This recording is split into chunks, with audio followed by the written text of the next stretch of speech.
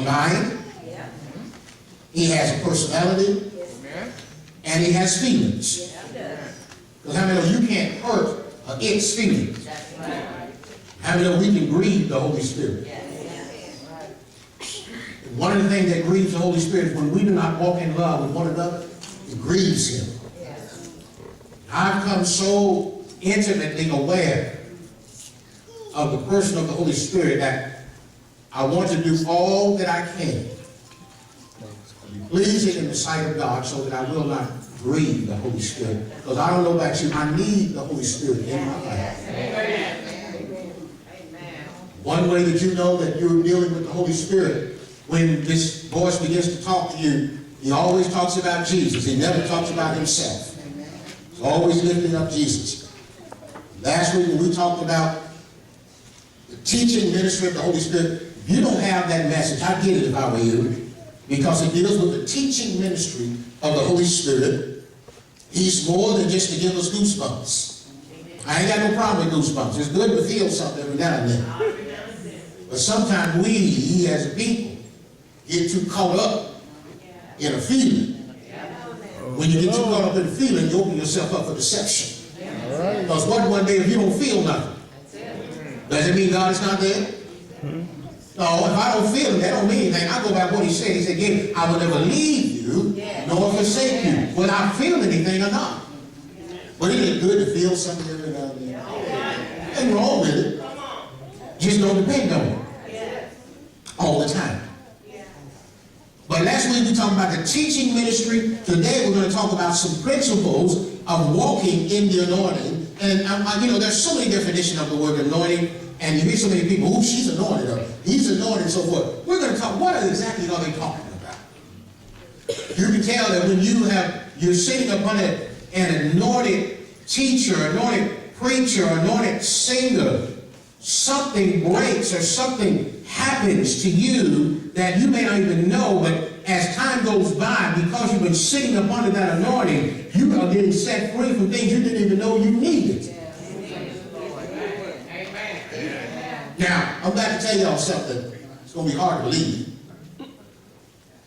And I'm very transparent. I brag on God all the time, and I tell you what God has done in my life. I used to be a very violent person. I know that. I used to be a very violent person. And some that knew me growing up, and some that knew me in my teenage years and early years, they will attest to that, just violent, and really for no good reason. I was raised in a good Christian home, and it's just violent, and would do stuff. Amen. Just crazy. But I got tired of going to the Crossbar Hotel. Anybody know what that is? Anybody know what that is? Yeah. Yeah, they put me in the paddock room. And I got tired of that. And I said, God, I want to be free. I went to every 12-step program you can imagine. I got kicked out of anger management because I got angry at the class teacher. They didn't know what they were doing. And sent me back, sent me before the judge and said, Judge, he doesn't qualify anger management. This boy needs psychological help. I mean, there's nothing wrong with if you need psychological help to get some. That's a word to somebody here today. If you need some help, get some. Hey, that's a word now. But I went through all kind of counseling and went through all kind of stuff, and nothing helped me. Nothing.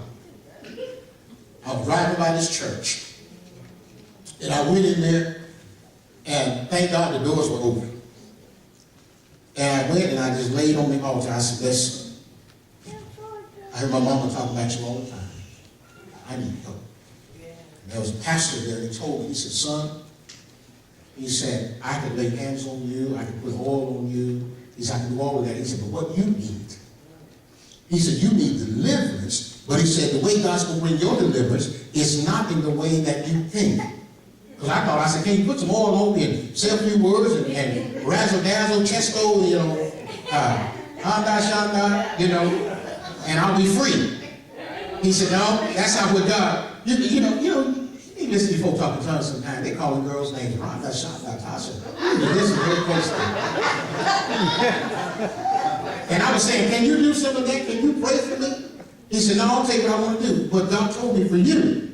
Now, you know, the Bible says the gifts of healing. That means it's plural. God has many ways to heal you. God has many ways to bring deliverance. So don't just get stuck in one way and say that's God, because God has multiple ways to bring deliverance. He said, this is what God spoke to me for you. He said, I want you, every time the church door opens, I want you sitting on the front row.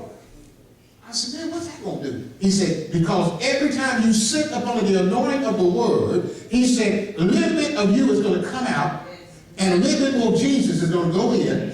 And he said, he is going to increase, and you're going to decrease. And I said, you mean to tell me I'm going to get set free by just sitting up under the word? Because, you know, I'm waiting on something. I'm waiting, lay hands on me. Say razzle-dazzle. You know, shanda, randa, tasha, come on. He said, sit your behind down. See, I almost got mad at the preacher when he said that. I said, well, this is a man of God. Hold up. I mean, no, I was crazy. I wasn't that crazy.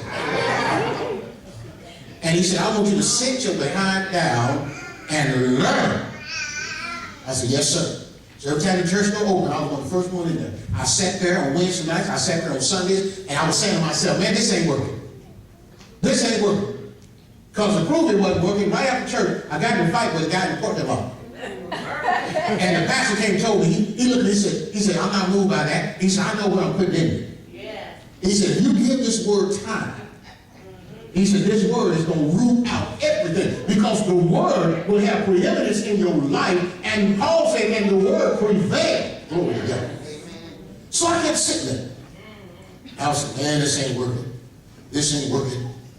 But then I started listening, and that word began to break up the resentment in my heart. The word through the Holy Spirit began to break up the anger, the hidden anger that I had. And I was angry about so many things I didn't even know, but the Holy Spirit began to bring those things to the surface, and I began to show God that, God, I'm mad about that. And God says, we forgive. As I began to forgive, and the word began to penetrate my heart, because the first thing the word does is break down your resistance. Now, you know I didn't hear today, but some folks so resistant.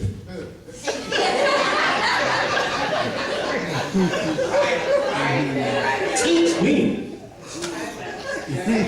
First thing the Holy Spirit does is breaks down that resistance. Begins to soften your heart. That's why God said, I'll take that hard stone out of you. Put it in the heart of flesh. And it's hard to believe, but I had a stony heart. I had so many names of what they diagnosed that I had, it wasn't even funny.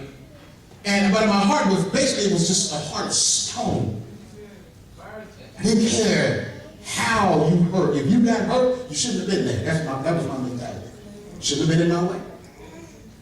Now, because of Jesus, my wife would tell you, I won't even kill a fly. I'll try to get it out of the house some other way. A cricket, they said, kill that thing. I'll try to get it out. Why? Because God has touched my heart. But I kept sitting up under the word, until one day, I got up, I didn't feel anything different. I was waiting on lightning to hit me, I was waiting on something, but the word was going in me. And one day I left the church and got into a confrontation during the week, and the very thing that used to cause me to go downtown, that used to cause, y'all know what downtown is, don't you? The very thing that used to cause me to go downtown. See, I invented the Macarena. How many of you ever seen the Macarena? How many of you ever seen that dance in Macarena? I invented that. See, how you invent it? Because every time I go downtown, I can do this right here.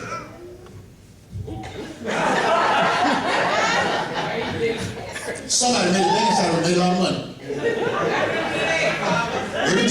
Every time I see a police car, I have to pull over.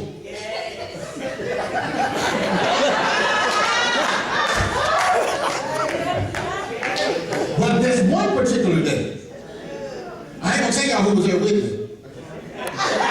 I ain't gonna tell y'all who was there with me. Hey, that's good. Is that a highlighter? Is that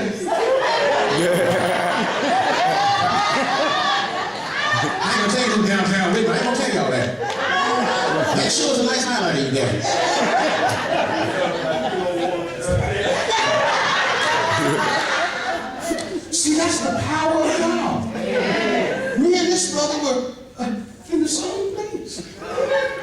time we're preaching the word of God. But I left that day and got into a confrontation, and the thing that used to send me downtown, all of a sudden, to my surprise, the word of God started coming out of my mouth. And instead of me getting in trouble, I started edifying this guy, and I started saying, brother, I don't want no trouble with you, man. And I shocked myself, because I'm saying, what's going on with me? Because you know what? It was on like 10 pounds of neck bone. I didn't have no problem. But instead, this time, I didn't want to fight. I didn't want to hurt anybody. I just wanted to see him saved. And right there, it dawned on me, God is working in this person right now. Sitting up under the word. That's why I tell anybody, I don't care what your problem, I don't care what your sickness, I don't care what your disease, I don't care what your infirmity, I don't care what your addiction, get up under the word. And what will happen is more of you will come out and more of him will go in. And the Bible tells us that he'll give us beauty for ashes. They'll be able to say of you, as they said of him and others, is this the same man? That's the power of the word. Now listen. Talk about the anointing. This is just a commercial. We're going to get in the heart of it next week, okay? But the anointing, you've heard people say, man, that brother's anointing, that sister's anointing. The anointing is described in the Word of God as God, let's stay with me now, God on flesh, doing those things that flesh cannot do. It is God doing those things only he can do, and doing them through a flesh and blood vessel. I mean, when the anointing of God is on your life, it makes everything better. Amen. Amen. It'll make a singer sing better. It'll make a teacher teach better. It'll make the deep better. Come on now. That anointing will make you do things that you cannot do in your own strength. Sometimes the anointing will carry you when you don't feel good. Come on now. Come on now. The anointing will carry you when you're weak in your body or weak in your flesh. The anointing will carry you. All right. Calls you to do things and calls you to operate in the purpose that God has given you, and people don't even know how you're doing it. Amen. Listen to this. The basic meaning of the word anointing is to pour on or to smear all over. Many times when people got anointed in the Bible, certainly, especially in the Old Testament, when David got anointed, they poured the prophet poured the oil on him. When Moses anointed Aaron, they poured the oil on top of his head and ran all down his beard unto his garment. And when God anoints us for his service, how many know he rubs the anointing upon us? And I'm going to show you something about the anointing, that God will anoint you to do a task that he's given you that you cannot do on your own. That's right. Amen. All right. Whenever I tell people the vision of this ministry that God gave us, they begin to look like, man, that's a big one. Guess what? If you can do the vision by yourself, then your vision is too small. Amen. All right. All right. God wants to give you a vision that it's going to take him to accomplish. Amen. All he needs is your obedience and your faith, but he is going to accomplish it. If you can do your vision by yourself, your vision is too small. That's why I don't get all bent out of shape when we want to do things and it may look like, man, that's too big. Listen, that's why I don't resort to it now. Don't get offended. Don't take me wrong. I don't believe in serving chicken dinners and come on, somebody. And barbecue dinners and fish fry. There's nothing wrong with that. Nothing wrong with that. If you want to have a fish fry, have it. But that's not the way God intended for us to meet the needs in the house of God. There is not enough chickens in Oklahoma to do what God has called us to do. We had to kill every bird in Oklahoma, go borrow some from Texas. Do what God has called us to do. There's not enough fish in the lake. Do what God has called. That's not enough ribs in Oklahoma. Because the vision that God has given us is going to take him to do it, but he's going to anoint us to do it. Oh my God. Go to Luke chapter 4. Hallelujah. Told y'all this is just a commercial. I'm gonna hold it on. Give you time to go make that queso dip. Glory to God. Hallelujah. Get your hot wings ready. But before that, this is the appetite. I'm gonna cook y'all some fresh bread. Glory to God. Luke chapter 4. Hallelujah. This is Jesus. Let's go to verse 17. Luke chapter 4, verse 17. Oh, glory. You got Luke chapter 4? Verse 17. This is Jesus said, and there was delivered unto him the book of the prophet Isaiah. And when he had opened the book, he found the place where it was written, the Spirit of the Lord is upon me. Because he had what? Anointed me. Now Jesus had to be anointed. What about you? He has anointed me to do what? To preach the gospel to the poor. To do what? Heal. Come on. And had sent me to heal the brokenhearted, to preach deliverance to the captives, and recovering of sight to the blind. Come on, turn to somebody and say, just because your eyes are open, that don't mean you can see. You can see. Just because your eyes is open, you some of y'all blind as bats what God want to do. Just because your eyes are open, that don't mean you can see. Because some of us miss what God